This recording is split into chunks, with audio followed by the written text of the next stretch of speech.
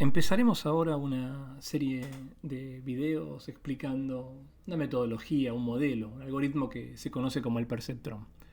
El perceptrón fue creado en el año 57 en los laboratorios de Cornell por Frank Rosenblatt.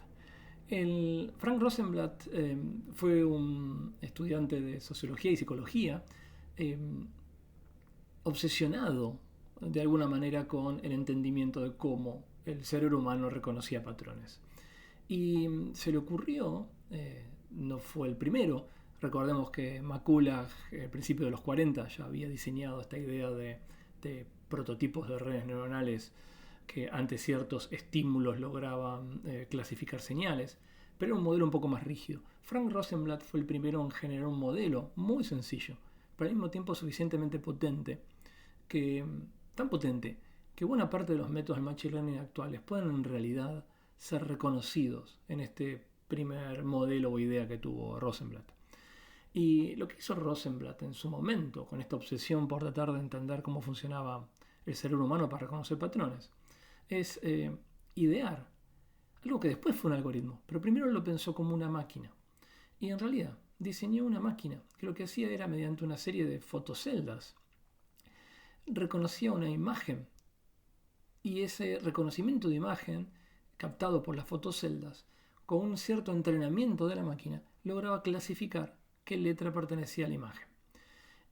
Y sorprendentemente, en los años 57 y 58, empezó a dar resultados suficientemente eficientes.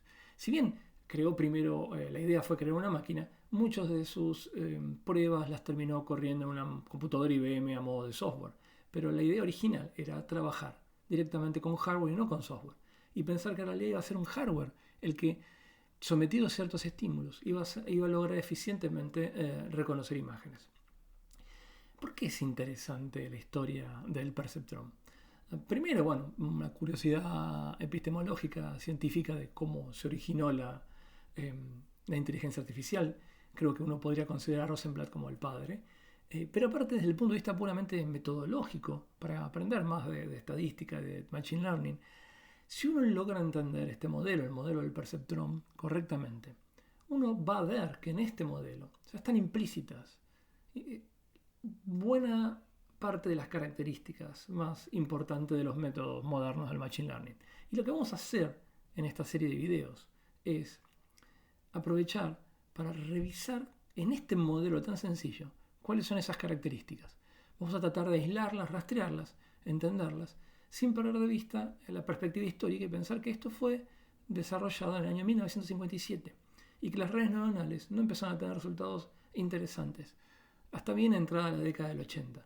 Y ahí la historia se vuelve un poco triste porque, y para finalizar este primer video histórico, Rosenblatt creía realmente que el modelo que él estaba armando iba a terminar siendo un método que iba a permitir no solamente reconocer imágenes, hacer traducciones, reconocer voz y hacer la mayor parte, jugar a juegos inteligentes y hacer la mayor parte de las cosas que hacen las redes neuronales artificiales actualmente.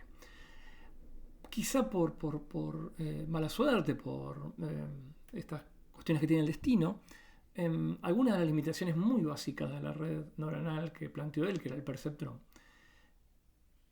hicieron pensar a algunos investigadores que esas limitaciones eran de alguna manera esenciales.